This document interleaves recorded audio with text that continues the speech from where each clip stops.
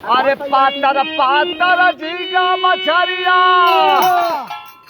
कमरा हिलावे रे पातरी धोबिनिया अरे हाय हाय पातरी धोबिनिया धोबी घाटवा पर बोलावे रे पातरी धोबिनिया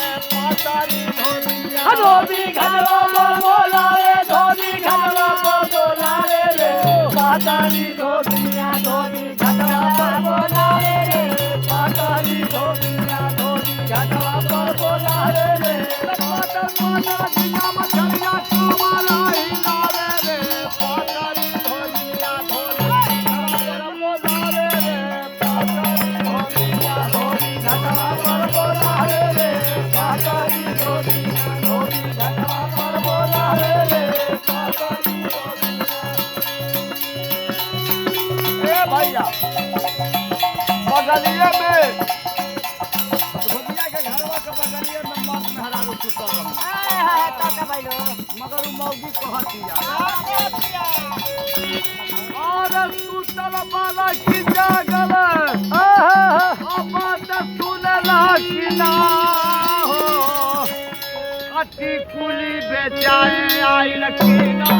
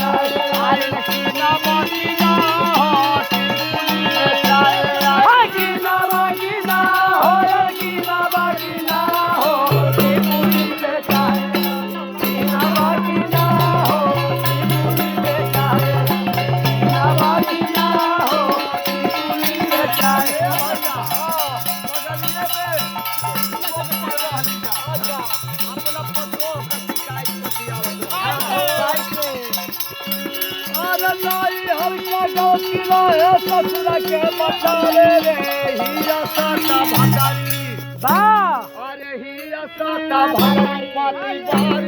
कहावे रे हिया साता भतारी पाती बार कहावे रे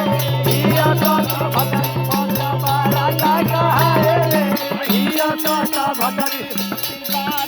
कहावे रे हिया साता भतारी सत्य भारत कहावे सत्य भारत कहावे रे हिया साता भतारी बार कहावे रे हिया साता भतारी पाती बार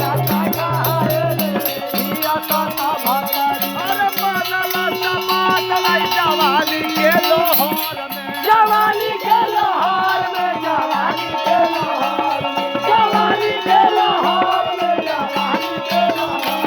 और पालक रहे बाजा जाके उठिया लोहार में अरे उठिया लोहार में हो उठिया लोहार में अरे उठिया लोहार में हो उठिया लोहार में अरे अलवर के हाथा के कुमार के बोलावे रे सुनला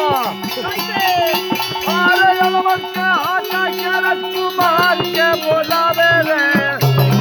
आहिया साता भतारी बोलावे रे हिया साता भतारी